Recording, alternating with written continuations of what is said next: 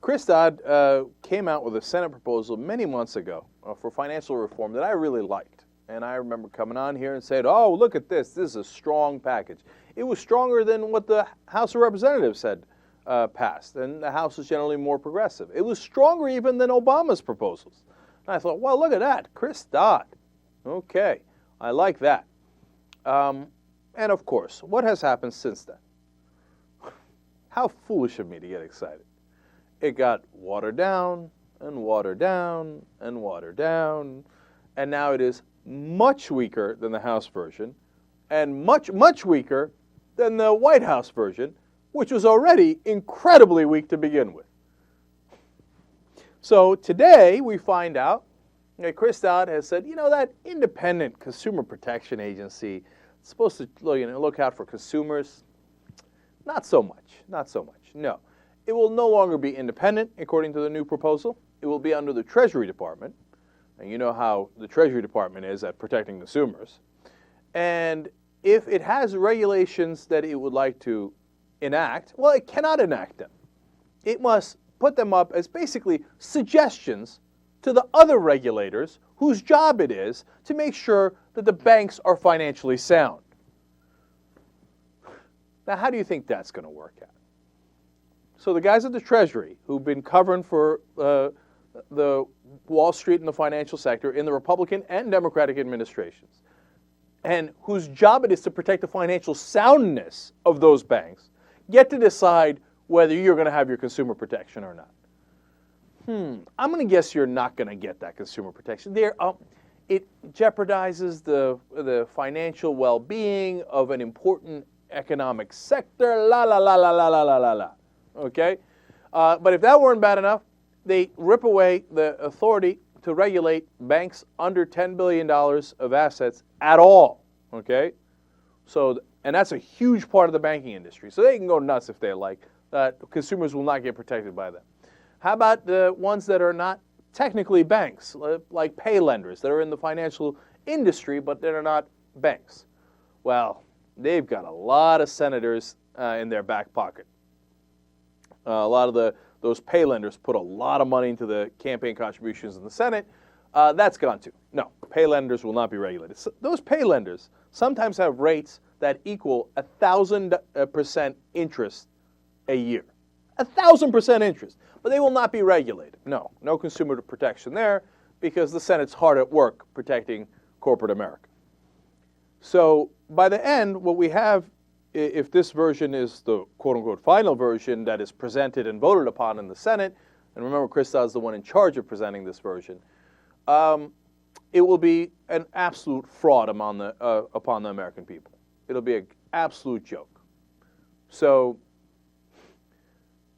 New York Times wrote a great article about what you have to do to make sure that the economy does not collapse again. And they finally figured out what I've been saying for a very, very long time, okay? You know what it is? Let me give credit to the person who wrote it. It's Gretchen Morgenson, okay? It's the derivative, stupid. Of course, the credit default swaps. You don't need to have as much, they don't have as much capital requirements in credit default swaps, so they wind up taking these enormous risks with very little money to back it up. And guess how much it's been regulated so far? Not at all. No regulation. It's a ticking time bomb.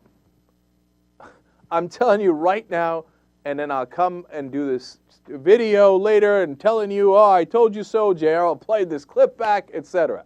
They haven't done anything about it. It's going to blow. Okay, so what are the things that you actually need to do to fix the system? They're very obvious. You need more capital to back up trades. So I'm not a Ron Paul guy. Ron Paul says, hey, listen, in order to buy a house that's, now this is roughly speaking, but we had him on the show. You can go back and watch that interview.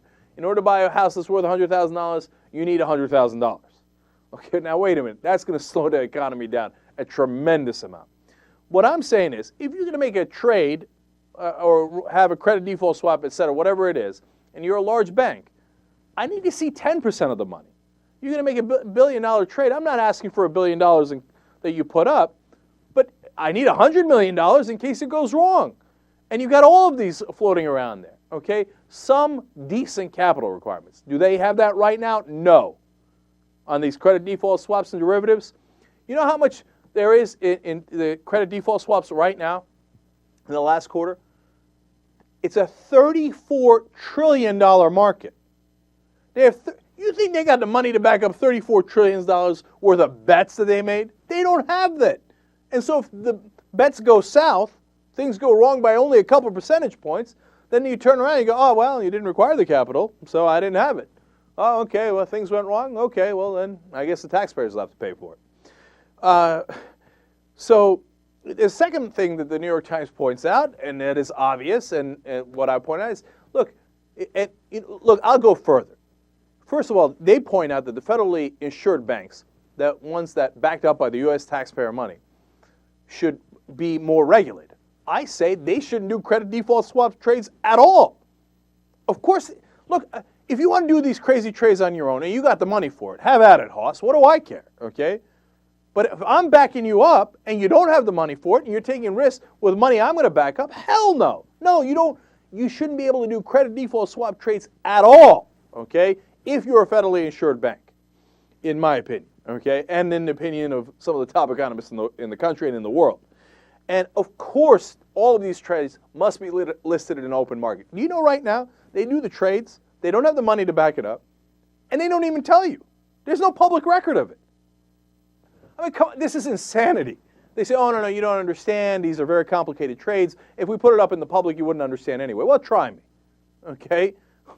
So now I say this in regards to the Chris Dodd story. Why? None of these are in the bill. They weren't even in the strong version of the bill. There was the only thing that was in there was, well, let's keep track. The point number 3 I just made, let's keep track of the trades. Okay, so that's how it started, and I was excited about that, okay? Then they watered it down to, well, let's keep track of only 10% of the trades. They created these giant loopholes. No, if you're outside the country, we don't have to keep track of it. If you do this, we don't have to keep track of it, etc. So then in the end, you were keeping track of 10% of the credit default swaps. And that's what's in the current bill. Okay, so it doesn't take care of the derivatives, which is the massive problem. Warren Buffett called them weapons of financial mass destruction.